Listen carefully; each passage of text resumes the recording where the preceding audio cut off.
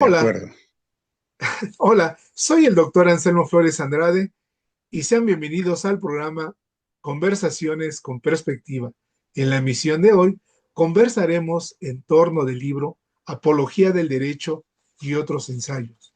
Para ello tenemos como invitado a su autor, el doctor Manuel Atienza, jurista y uno de los investigadores en la filosofía del derecho más influyente de los últimos 40 años.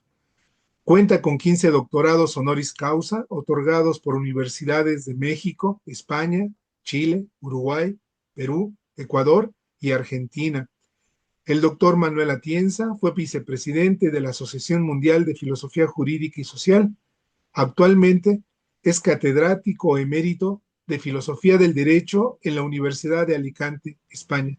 Además, es director de la revista Doxa, Cuadernos de Filosofía del Derecho, eh, director del Observatorio de Argumentación Jurídica para el Mundo Latinoamericano y director del Máster en Argumentación Jurídica.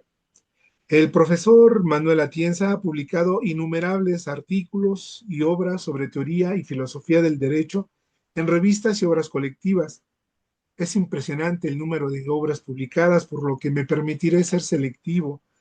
Solo voy a mencionar tres lecciones de teoría del derecho: el sentido del derecho, el derecho como argumentación, para una teoría pospositiva del derecho, bases teóricas de la argumentación jurídica, la guerra de las falacias, cómo hacer frente a los malos argumentos en la esfera pública, curso de argumentación jurídica, filosofía del derecho y transformación social, sobre la dignidad humana y el libro que hoy nos convoca, Apología del Derecho y otros ensayos. Profesor Manuel Atienza, gracias por haber aceptado la invitación para conversar con nosotros. Un gusto por mi parte. Vamos a iniciar sin mayor preámbulo, profesor Atienza, y voy a iniciar, me voy a permitir citarlo para iniciar nuestro diálogo. En su libro usted escribe lo siguiente: dado que el derecho constituye un aspecto fundamental para penetrar en la estructura y el fundamento de la sociedad, la cultura jurídica bien entendida debería constituir una materia básica para todos los estudiantes, pero no se trataría de transmitir los contenidos de un ordenamiento jurídico, ni tampoco los tecnicismos del oficio del jurista, sino las grandes ideas jurídicas que nos permiten comprender el mundo social. Quiero iniciar este diálogo, profesor Atienza, preguntándole cuáles son esas grandes ideas jurídicas que coadyuvarían a una cultura jurídica bien entendida de la que habla en su libro. Lo escuchamos, profesor. Sí. Bueno, yo creo que como el derecho en cuanto a disciplina, digamos, científica o por lo menos como saber riguroso, porque que sea o no una ciencia ya es una cuestión que se ha discutido mucho y realmente creo que es discutible. Yo diría que es como lo que normalmente se suele llamar ciencia jurídica es como un híbrido entre un tipo de técnica social y filosofía práctica, más o menos. Pero bueno, en todo caso, como es probablemente el saber con más tradición referido al mundo social, pues entonces no tiene nada de extraño que todas las grandes construcciones conceptuales que nos permiten entender el mundo social tienen un origen en el derecho o por lo menos han pasado por el derecho. Entre las últimas, pues naturalmente el concepto de derechos humanos, sin lo cual yo creo ya no solamente el derecho, sino el mundo social de los últimos tiempos nos resultaría, la historia nos resultaría verdaderamente incomprensible. Y otra también con una importancia fundamental para la comprensión de las sociedades contemporáneas, al menos las occidentales, pues es la noción de Estado de Derecho. Se supone que ese es el modelo de organización político-social que mucha gente, por lo menos, considera preferible. Bueno, esto a su vez, en el origen de esta idea hay muchas tradiciones, pero que tiene un núcleo jurídico, parece innegable. O sea, todas las definiciones, ¿verdad?, del Estado de Derecho empiezan hablando del imperio de la ley o del imperio del derecho. O sea, el poder sometido a normas jurídicas. Pero además de eso, yo qué sé, pues categorías tan básicas como puede ser la categoría de contrato. El contrato, naturalmente, es una idea jurídica, es una manera de organizar los intercambios económicos y de otro tipo entre la gente. O sea que cuando las sociedades empiezan a complejizarse, pues se necesita instituciones de este tipo organizadas jurídicamente. Claro, el derecho no lo es todo. A veces, a mí me gusta decir que el derecho está en todos los lados de la sociedad, está por todas partes, pero eso no quiere decir que la sociedad pueda reducirse a lo jurídico. Pero mira, el concepto de contrato, sin ninguna duda, el concepto de herencia, el concepto de familia mismo, el concepto de estar obligado, el concepto de actuar ilícitamente o lícitamente, en fin. Lo que pasa es que también es cierto que en sus orígenes el derecho no estaba tan separado de las categorías políticas o morales como hoy lo está o entendemos que lo está, ¿no? Pero hay claro, todo un gran elenco de nociones jurídicas o que por lo menos en buena medida son jurídicas, ¿no? Claro. Para el público que nos va a ver y escuchar, quiero avanzar que es muy poco el tiempo de que disponemos para abarcar toda la riqueza del libro del profesor Manuel Atienza, por lo que aquí solo esbozaremos algunas ideas generales que el público interesado podrá leerlo por sí mismo en la lectura del libro del doctor Atienza. Profesor Atienza, tomando como ejemplo la contraposición de Isaiah Berlin entre intelectuales zorros e intelectuales erizos, usted menciona juristas y zorizos en su libro. Es decir, que los juristas combinen cualidades de zorros y erizos. Sí, ¿Podría eso. explicarnos esta idea? Sí. Bueno, como sabemos, eso que puso, ¿no?, en el centro de muchas discusiones o polémicas Isaiah Berlin, que lo tomaba de un poeta de la antigüedad, ¿no?, griega, que era Arquíloco, que en un verso había dicho que el zorro sabía muchas cosas y el erizo solamente una, pero una enormemente importante. Entonces él decía, se podría clasificar a los intelectuales en zorros y erizos, por ejemplo. Aristóteles habría sido más bien un zorro, en el sentido de que se había ocupado de muchas cosas y que no había tenido tantos propósitos sistemáticos. Bueno, alguno, por cierto, sí que estuvo, claro, pero no tanto como habría sido el caso de su maestro Platón. Entonces, Platón es el prototipo del erizo. Digamos, Platón, diríamos, persigue en toda su obra, por así decirlo, una misma idea, una gran idea, ¿no? La idea del bien, si se quiere. Bueno, entonces él y otros autores que siguieron a Berlín, ¿verdad?, en esta tipología, pues ahora estoy pensando, por ejemplo, acordándome de Vargas Llosa, decía que en relación con ciertas profesiones intelectuales, algunos propendían más a ser zorros, o sea, que tenían un poco que picotear de aquí y de allá, etcétera, etcétera, y en otros pues predominaba más bien el tipo de erizo, ¿no? Y esto que con un poco de humor, digamos, trasladado al campo del derecho, porque en la teoría del derecho contemporánea, seguramente el filósofo más influyente que fue Ronald Dworkin, ya falleció hace algunos años, pero el último libro suyo que publicó, luego hay una obra póstuma, pero el último que publicó en vida se llamaba Filosofía para erizos.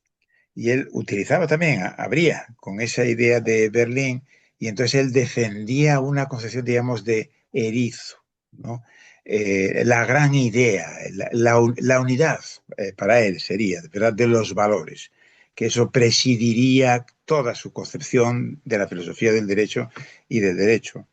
Mientras que ha habido otros grandes juristas, grandes teóricos del derecho, por ejemplo, Kelsen, que ese sería también un caso de erizo, aunque digamos lo que sería, digamos, la gran idea, el gran valor para Kelsen era muy distinto, ¿no?, al de Dworkin. Pero otro de los grandes filósofos del derecho, Norberto Bobbio, este sería un prototipo de zorro. O sea que nunca, toda la obra, la grandísima obra de Bobbio, que probablemente ha sido el filósofo del derecho más importante, ¿no?, de los últimos tiempos, pero él se ocupó prácticamente de todos los problemas y se ocupó escribiendo artículos. Los libros de Bobbio, por ejemplo, sobre teoría del derecho, son realmente recopilaciones de artículos, porque él rehuyó siempre la idea de la sistematización porque le parecía que no era posible, ¿no? E incluso, curiosamente, en Bobbio, cuando se examina algunos de los conceptos, de las cuestiones que estudió, por ejemplo, recuerdo ahora la de analogía, pues él defendió puntos de vista muy distintos y a veces incluso contradictorios entre sí. O sea que esta es la idea, diríamos, del zorro, ¿no? Frente al erizo. Y bueno, esto era de una conferencia que una vez yo di para clausurar un curso de derecho donde se egresaban, ¿verdad? Una serie de estudiantes y trataba un poco de referirme. Ahora van a iniciar como profesionales la vida jurídica y, bueno, cómo debe ser, ¿no? Un profesional, qué líneas debería seguir. Y entonces a mí se me ocurrió, una broma esto, que fuesen zorizos. No sé si zorizos en español de España, digamos, se aproxima mucho a chorizos. Y Mm. chorizos, aparte de la comida, tiene un significado figurado que quiere decir, diría, pícaro. No sé si ustedes también usan chorizo en ese sentido. Sí, Bueno, sí, sí. entonces era como una broma diciendo no chorizos, sino zorizos. ¿Qué quería decir? Yo creo que el buen jurista tiene que combinar esas dos cosas. Por un lado, tiene que ser un zorro, porque, claro, tiene que ocuparse de cosas muy distintas y tiene que ser capaz, con la habilidad del zorro, de encontrar la solución a un problema concreto. Y para resolver el problema concreto tienes que picotear, diríamos, en muchos lados. Pero al mismo tiempo tienes que resolver el problema concreto, digamos, el casuismo del derecho tiene que ir combinado con una teorización abstracta. Hay que darle coherencia. Esa solución tiene que entrar armónicamente en una concepción del derecho. Y entonces por eso me parecía a mí que había que combinar estos dos elementos y, bueno, era como una gracia, ¿no? Es decir, los juristas que tenían que zoricear, ¿no? Claro. Pues eso. Y bueno, el público que nos va a ver y escuchar encontrará en el capítulo correspondiente toda esta argumentación más amplia de la que aquí nos está compartiendo el profesor Atienza. También es un libro que tiene una gran riqueza de temas que ya ha trabajado a lo largo de las décadas el profesor Atienza. Y profesor, en relación al activismo judicial, hay un capítulo que usted titula Siete tesis sobre el activismo judicial. Sí. ¿Podría compartir con nosotros cuál es la diferencia entre actuación activa y activismo judicial?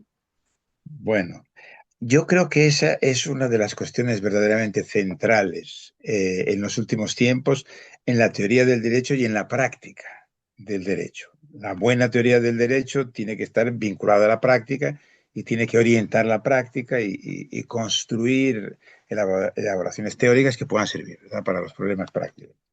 ¿Cuál es el problema práctico del activismo judicial? Pues es consecuencia de que el modelo de derecho en el que vivimos, no en todos, pero en muchos países del mundo occidental, que llamamos el modelo constitucional del derecho, el constitucionalismo jurídico, que si se quiere es una fase avanzada del Estado de Derecho, al que yo me refería antes, y en donde la Constitución juega un papel preeminente. O sea que, por ejemplo, que cuando se habla del imperio de la ley, hoy, o sea, en relación con el constitucionalismo, tendríamos que decir que se ha convertido en el imperio de la ley con primacía de la Constitución. O sea, que la ley incluye también la Constitución, pero además la Constitución ocupa el lugar prioritario. Y entonces resulta que la Constitución, como todos sabemos, las constituciones recientes, a diferencia de las constituciones en el siglo XIX, en buena parte del siglo XX, nuestras constituciones hoy son muy extensas y están muy llenas de referencias a principios, a valores, a la necesidad de proteger los derechos humanos. Se hace un elenco también muy amplio de lo que son los derechos humanos. Entonces, como consecuencia de esto, de este cambio, de esta mutación verdaderamente muy importante que se ha producido en el derecho, el papel de los jueces ha aumentado de manera significativa. O sea que cuando los jueces, para resolver los casos, lo que tenían que hacer era aplicar leyes o normas inferiores a las leyes, pero que se supone que estaban reguladas que solemos llamar a veces reglas, o sea, pautas específicas de comportamiento. Entonces su tarea era, por un lado, más simple y diríamos que dejaba también menos poder al juez para que operase la discrecionalidad.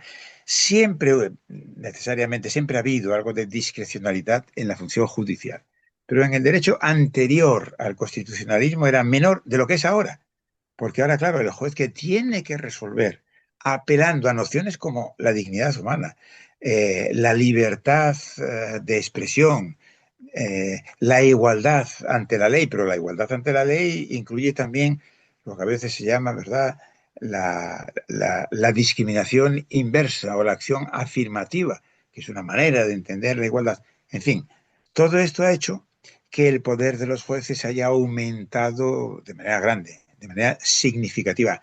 Y claro, sobre todo el poder de los jueces constitucionales, que son aquellos que forman parte de tribunales que se llaman constitucionales, pero también, por ejemplo, en el caso de México o en el caso de Estados Unidos, aunque se llamen Corte Suprema, de un Tribunal Supremo, pero tiene funciones constitucionales. Entonces, cuando hay que utilizar la Constitución para resolver los casos, el poder de los jueces aumenta muy significativamente. Entonces surge el problema. Surge el problema de que, como algunos han dicho, de que los nuevos señores del derecho ya no sean como en el pasado se suponía que era el legislador. En el modelo clásico del Estado de Derecho era el legislador y por eso lo del imperio de la ley. Y la ley expresión de la voluntad general en los parlamentos, etcétera, etcétera. Y ahora, con esta mutación que se ha producido, parecería como los nuevos señores del derecho son los magistrados, ministros, jueces, como queramos llamarlos, del Tribunal Constitucional y en general los jueces, porque pasan a tener, diríamos, esta capacidad de actuación que es mucho mayor, los límites son más indefinidos. Y entonces por eso surge también el problema de cómo limitar el poder de los jueces, porque claro, si verdaderamente fuesen los nuevos señores del derecho, entonces hay una pieza del armazón clásica del Estado de Derecho, que es la división de poderes, que es la idea de que quien hace, quien crea el derecho, no son los jueces. Los jueces tienen que aplicarlo. Algo siempre lo han creado, pero de una manera, diríamos, muy limitada, etcétera, etcétera. Entonces, cuando los jueces, diríamos, encaran esta función y crean derecho de manera bastante libre y separándose mucho e incluso contradiciendo lo que pueda haber dicho el legislador o el propio constituyente, se habla de activismo. Y esa es una gran polémica que tenemos en los últimos tiempos, que es la cuestión, diríamos, de cómo limitar el poder de los jueces. Claro, Porque hay una necesidad de fondo, ¿verdad?, de hacerlo. Sí, claro, y en disculpe. relación a esto último, profesora Tienza, bueno, antes le comento al público que va a ver y escuchar este programa que en esta parte usted menciona, entre otros casos, el del juez Garzón y el del Tribunal Constitucional Boliviano, pero bueno, que el público lo descubra por sí mismo. En relación a esto último, profesora Tienza, también tiene un capítulo sobre los jueces y le quería preguntar, ¿en qué sentido los jueces crean derecho? Y sobre todo quiero saber su opinión, aunque ya adelantó un poco, profesora Tienza, ¿el creacionismo o activismo judicial es un riesgo para el Estado de Derecho?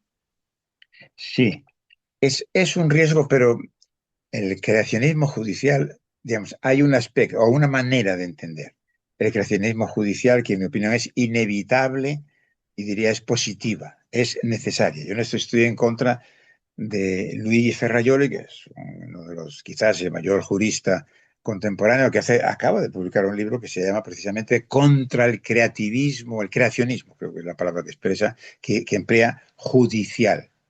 Yo no estoy en contra del creacionismo judicial porque creo que los jueces siempre han creado el derecho, tienen que crear derecho y si queremos que los jueces se erijan como debe ser en los defensores de los derechos humanos y en este paradigma del constitucionalismo, incluso, digamos, su labor de creación del derecho tiene que ser mayor de lo que fue.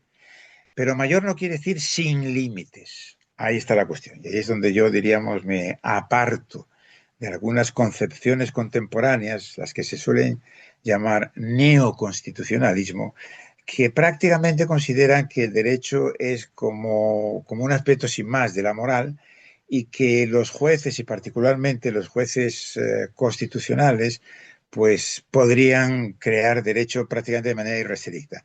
¿Por qué? Porque cuando se plantea un problema, algunos de los ejemplos, ¿no?, que se han discutido más, la eutanasia, la legalización de la eutanasia o del matrimonio entre personas del mismo sexo, ¿no?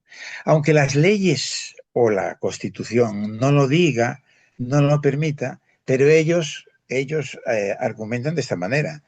Pero en nuestras constituciones y en el paradigma que llamamos constitucionalismo está el principio de no discriminación y el principio de autonomía de la voluntad.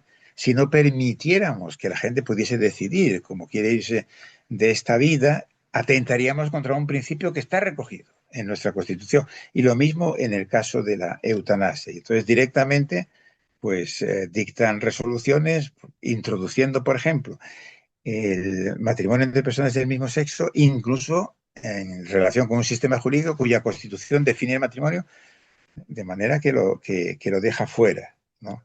Entonces, a mí me parece que claro, esto es un verdadero problema. Porque, por ejemplo, para alguien como yo, que considero que el matrimonio entre personas del mismo sexo está justificado desde el punto de vista moral. O sea, que así es como deberían estar organizados nuestros derechos. Y lo mismo respecto de la eutanasia. Pero claro, al mismo tiempo, mi opinión es que el juez no es un opinador moral. O sea, el juez constitucional o de cualquier orden jurisdiccional no se le está preguntando qué es lo que tú crees en relación con la eutanasia, en relación con el matrimonio homosexual, incluso inspirándote en los valores constitucionales o lo que quieras. No se le está preguntando esto. Lo que se le está preguntando es tú, juez, como órgano de un ordenamiento jurídico establecido autoritativamente y que te marca ciertos límites. Tú tendrás que esforzarte por encontrar una solución justa, la que tú, con buenas razones, vayas a considerar justa. Pero no puedes salirte de los límites marcados por el legislador. Entonces esa es la cuestión, ¿no?, del el creativismo judicial, en mi opinión, injustificado, cuando los jueces transgreden esos límites. Y el otro sería justificado, para decirlo quizás un poco metafóricamente, pero me parece que se entiende bien, como lo decía el gran juez estadounidense Holmes, que la creación del derecho tenía que ser una creación intersticial, o sea, en los huecos, en los intersticios, pero que dejaba el derecho. Pero lo que no puedes es salirte del derecho, diríamos, y crear, y que el juez cree, ¿verdad?, las normas. Claro, porque quizá cueste entender o explicar esto, porque uno podría decir, pero a ver, si usted considera que está bien el matrimonio entre personas del mismo sexo o la eutanasia, ¿cómo al mismo tiempo me está diciendo que si fuese juez o que le está diciendo a los jueces que en tales ordenamientos jurídicos en donde esto no está previsto por el legislador, no puede ser, no se puede autorizar? Bueno, pues ahí está, en que el derecho no es la moral. Inevitablemente hay una conexión necesaria entre el derecho y la moral, pero no es lo mismo. Y el juez tiene que argumentar jurídicamente, para lo cual no puede hacerlo del todo de espaldas a la moral, pero no puede convertirse tampoco en un mero argumentador moral, ¿no? Y entonces este es el problema, digamos. Y claro, lo que está ahí en juego en realidad son valores muy importantes que algunos dicen, no, son valores puramente formales. Por ejemplo, esto de la división de poderes. Y uno diría, ay, ¿qué más da que se vaya contra la división de poderes? Que al fin y al cabo esto nos viene, digamos, de muy atrás. Pues ahora ya no tendremos división de poderes y los jueces también entonces pueden crear así libremente el derecho, pero tenemos un mejor derecho. Pero claro, esto no es así, porque eso supone riesgos muy grandes, sobre todo, claro, cuando se trata de cuestiones controvertidas. Y el riesgo más grande es que las decisiones de los jueces, naturalmente, pueden estar en línea o no con las opiniones mayoritarias. Y claro, ese poder contramayoritario que efectivamente les hemos otorgado a los jueces constitucionales, pues que pueden declarar la inconstitucionalidad de una ley, pero no de cualquier manera. Se necesita mantener un cierto equilibrio. Y ahí es, digamos, donde está situada una de las polémicas más importantes de los últimos tiempos, yo diría, desde el punto de vista teórico y desde el punto de vista práctico. Y una de las consecuencias que, y ahora con esto incido en la situación en México, con la reforma judicial que se ha producido y que es materia de discusión no solamente en México, sino también fuera de México. Ahora que efectivamente acabamos de terminar un máster de argumentación jurídica, uno de los temas que hemos discutido en muchas de las sesiones es esa, la reforma judicial mexicana. Yo particularmente, yo creo que es un gran error lo que se ha llevado a cabo en México, porque los jueces no son los legisladores y precisamente por eso no deben ser elegidos democráticamente. Su legitimidad es otra. Pero claro, uno podría decir, estos partidarios del neoconstitucionalismo, si aceptan el activismo judicial y que los jueces actúen como si fuesen legisladores o constituyentes, entonces el siguiente paso sería decir, pues entonces los vamos a elegir democráticamente, como elegimos a las autoridades legislativas, ¿no? O sea que hay muchas cosas entrelazadas aquí y es un problema complejo digamos, y crucial, ¿no? de nuestros tiempos. Totalmente de acuerdo, profesora Tienza. Y otro de los temas que aborda en su libro se regresa a este tema de los derechos humanos, un tema que nos llevaría a varias sesiones, por lo que solamente le quiero preguntar lo siguiente, profesora Tienza. ¿Cuál es la importancia del concepto de dignidad en la valoración de los derechos humanos? Yo creo que el concepto de dignidad humana, claro, en contra de lo que seguramente, si no todos, muchísimos juristas o teóricos del derecho piensan, la dignidad humana, y pensaban hace algunas décadas, a mí me parece que es quizás el concepto más importante del derecho, de nuestros derechos. Eh, y no solamente en relación con los derechos humanos, sino en relación con todo el derecho. ¿Por qué? Porque, como antes les decía, nuestras constituciones incorporan una declaración de derechos que tienden a ser muy extensas. Y lo que fundamenta los derechos humanos, prácticamente hay una referencia explícita a ello, explícita o implícita, en todas nuestras constituciones y en todos los textos internacionales de derechos humanos, es justamente la dignidad humana. Entonces, claro, eso quiere decir que a la hora de resolver los problemas de conflicto que se suscitan entre los derechos humanos, y claro que se suscitan, imaginemos, por ejemplo, el derecho a la privacidad y el derecho a la libertad de expresión. Hay ocasiones en que entran en conflicto y entonces eso nos obliga a delimitar, a especificar bien qué entendemos por una cosa y por otra. Y entonces ahí la cuestión de los fundamentos es esencial. Tenemos que irnos al fundamento que estaría en la dignidad humana y de acuerdo con nuestra concepción de la dignidad humana, reelaborar el concepto de libertad de expresión y el concepto de intimidad y tratar, diremos, de resolver el asunto. Pero claro, como resulta que la Constitución y la Declaración de Derechos permea todo el ordenamiento jurídico, o sea, es importante para precisar y justificar los derechos humanos, pero a su vez la Declaración de Derechos Humanos no funciona únicamente o no es pertinente materia de estudio únicamente para el derecho constitucional, sino para todas las ramas jurídicas. O sea que en relación con cualquier conflicto que surja en el derecho civil, mercantil, administrativo, lo que se quiera, ahí va a haber derechos humanos y cuestiones que en últimas se van a referir a la dignidad humana. Y por eso me parece a mí que se puede decir que efectivamente en el paradigma del derecho del constitucionalismo se ha convertido en el concepto que constituye algo así como la bóveda, ¿no? de todo el edificio jurídico. Interesante. Doy un pequeño giro, profesora, a nuestro diálogo, profesora Tienza. Tengo entendido que una de sus aficiones es la literatura filosófica. Una de las obras de ese género son los diálogos de Platón.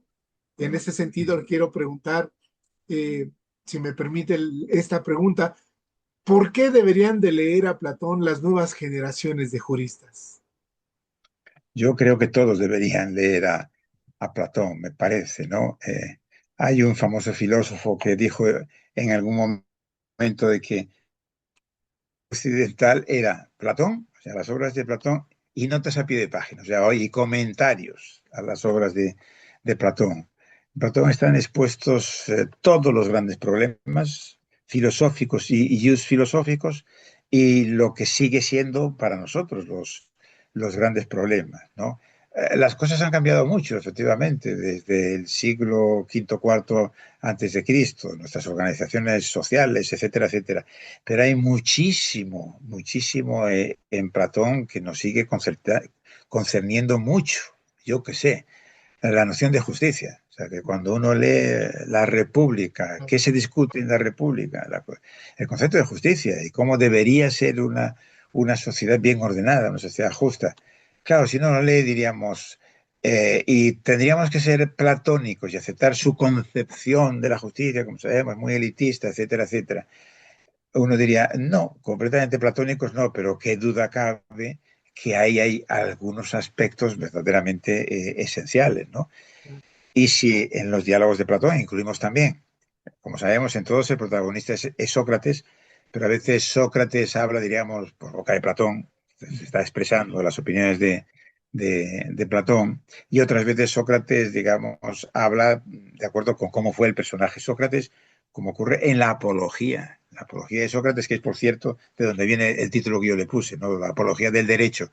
Tenía siempre muy presente eso de la apología de Sócrates. Bueno, claro, ahí está seguramente el problema más central del derecho y de una sociedad, ¿no? ¿Por qué hay que obedecer las normas y si hay que obedecerlas?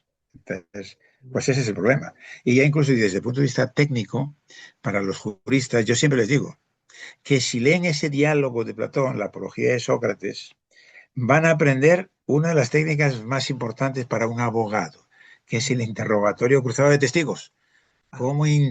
Claro, cómo interrogar, en este caso, como sabemos, es Meleto, ¿no? Los acusadores de Sócrates y cómo Sócrates va haciendo que entren en contradicción. Es, desde el punto de vista lógico, argumentativo, la misma técnica que utilizan los abogados. O sea que yo diría que hay todo que aprender. Y luego, digamos, Platón tiene, diríamos, que tanta gracia, ¿verdad? Escribiendo. O sea que podemos decir, las ideas de siempre, pero es como si uno fuera a las fuentes prístinas, ¿no? Es decir, sin adulteraciones posteriores, adulteraciones, bien, o comentarios o algo así. Vas directamente, como dicen ustedes los mexicanos, ¿no? A lo mero mero. Ahí va, pues ahí es donde está, ahí es lo que representa, yo creo, efectivamente Platón, ¿no? Claro. De hecho, usted comenta este concepto de clásico, porque los llama ahí. Profesora Tienza, usted ha comentado que la literatura no es ajena al derecho bien entendido. Uno de los ensayos, el último, el número 10 que integra su libro, es sobre el Quijote. ¿Cómo Sí. se vincula la literatura con el derecho? O más precisamente, ¿qué temas del derecho podemos encontrar en la lectura del Quijote? Casi todos, diría. A ver, eh, hay una tendencia teórica más o menos reciente, lleva aproximadamente desde la década de los 70, de los 80, que surge en los Estados Unidos, que se llama Derecho y Literatura, Law and Literature, que luego se ha ido extendiendo por las otras universidades del mundo occidental, ¿no? Y entonces ahí se trata de explotar la literatura a veces porque la literatura nos refiere, nos da cuenta de cómo estaba organizada jurídicamente, tales problemas, etcétera, etcétera. En realidad, como el derecho se ocupa, claro, de todos los conflictos sociales y la literatura de qué va, sobre todo la novela. Sí, bueno, el teatro también, quizá en menor medida, pero la novela es particularmente importante, yo creo, ¿no? Para la formación de los juristas y la poesía en menor grado, porque tiene un grado, bueno, digamos, es un tipo de género distinto. Pero entonces, todos los grandes conflictos han sido plasmados en grandes novelas, yo qué sé, desde el asesinato, adulterios, de las relaciones amorosas, problemas de propiedad, todo lo que uno se le puede ocurrir. Entonces hay una gran riqueza, ¿verdad?, en la literatura, pero luego también hay unas cuestiones más, si se quiere, de fondo, que tiene que ver con la interpretación. O sea, muchos autores, por ejemplo, Dworkin, pero no solo, piensan que el centro del estudio del derecho y de la profesión jurídica está en la interpretación de textos. Bueno, los textos literarios también se interpretan. Entonces, digamos, la teoría literaria de la interpretación y la teoría jurídica de la interpretación son paralelas, no es exactamente lo mismo, pero, por ejemplo, un jurista puede aprender mucho de teorías de la interpretación que vienen de la literatura, ¿no? Y bueno, a mí, debido a este origen al que me he referido, ¿no?, en el mundo de los Estados Unidos, pues la mayor parte de las obras se refieren a libros, a novelas de su tradición, la tradición en lengua inglesa. Pero claro, en español, en castellano, tenemos una enorme riqueza literaria, entonces me parece que, bueno, ya hay mucho hecho sobre esto, ¿no? Pero creo que es una línea de investigación muy interesante que ayuda mucho a formar a los juristas, que es además divertida, entretenida, que abre el derecho hacia afuera, cosa que es muy buena porque el derecho tiene fama, ¿no?, de ser algo, digamos, muy cerrado, muy exclusivamente de juristas, etcétera, etcétera. La literatura significa una gran apertura, ¿no?, hacia el exterior. Y yo, en fin, me he dedicado alguna que otra vez a cuestiones de estas, de derecho y literatura, pero la obra que a mí que me parece que es la culminación, digamos, del lenguaje castellano es el Quijote. Yo lo he leído varias veces y en fin, me parece que en muchos aspectos es insuperable, ¿no? Y entonces, pues me planteé y una bibliografía extensa, ¿no?, sobre esto. Y, digamos, mi tesis básica es que lo que permite entender coherentemente, ¿no?, todos los muchos pasajes que hay en el Quijote, ¿no?, que se refieren al derecho.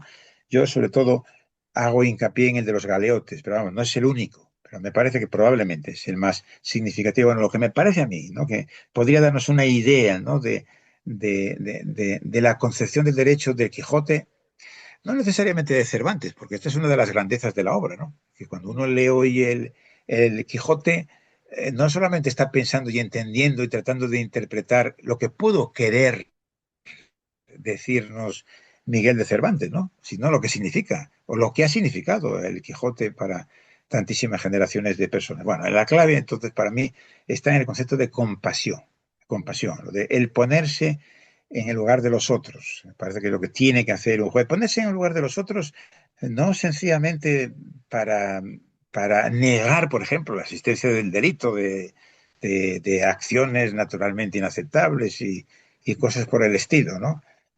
Sino que es lo que hace Don Quijote en el episodio de los galeotes, ¿no?, cuando manda liberarlos. No es porque Don Quijote, que va preguntando a cada uno de ellos por qué estás aquí, por qué te han mandado a galeras, etcétera, etcétera.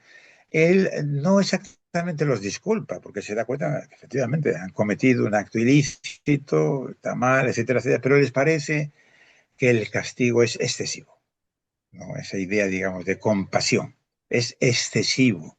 Han hecho mal, pero la consecuencia no puede ser un castigo, diríamos, tan grave, ¿no? Y creo que lo mismo se puede decir de los otros pasajes que se refieren al derecho, ¿no? Esa idea de compasión bien entendida, que es ponerse en el marcar una cierta distancia. Y yo creo que es lo que tiene que hacer tiene que al mismo tiempo no puede ser un colega, no puede ser un amigo de la persona a la que está enjuiciando, etcétera, etcétera. Bueno, me parece que eh, a través del Quijote se aprende mucho. Y así es, de hecho, el último capítulo se titula El derecho, el Quijote y la compasión. Entonces, para el público que nos va a ver y escuchar, podrá encontrar más ampliamente esos pasajes que usted cita y que sustentan, ilustran esto que nos acaba de compartir, profesora Atienza. Y Sí. quiero un poco abusar 2 minutos más de su tiempo, profesora Atienza. Quiero hacerle la última pregunta.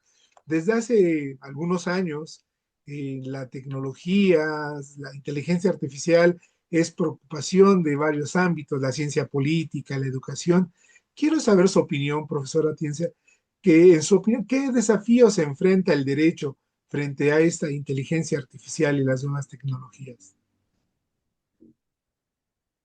Diríamos, la irrupción de la informática y particularmente en esta fase, la que solemos llamar así, de manera abreviada, ¿no? De inteligencia artificial, no es solamente es que sea un gran desafío, sino que está suponiendo ya, y lo va a suponer más, y de manera yo creo que muy rápido, una transformación radical del derecho y de las profesiones jurídicas.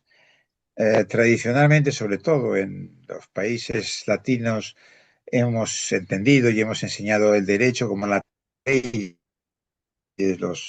una serie de textos, ¿verdad? Canónicos, y el que sabe derecho es el que conocía estos textos o era capaz de ir a donde estaba, ¿verdad? El derecho establecido, poder aplicarlo a los casos, etcétera, etcétera.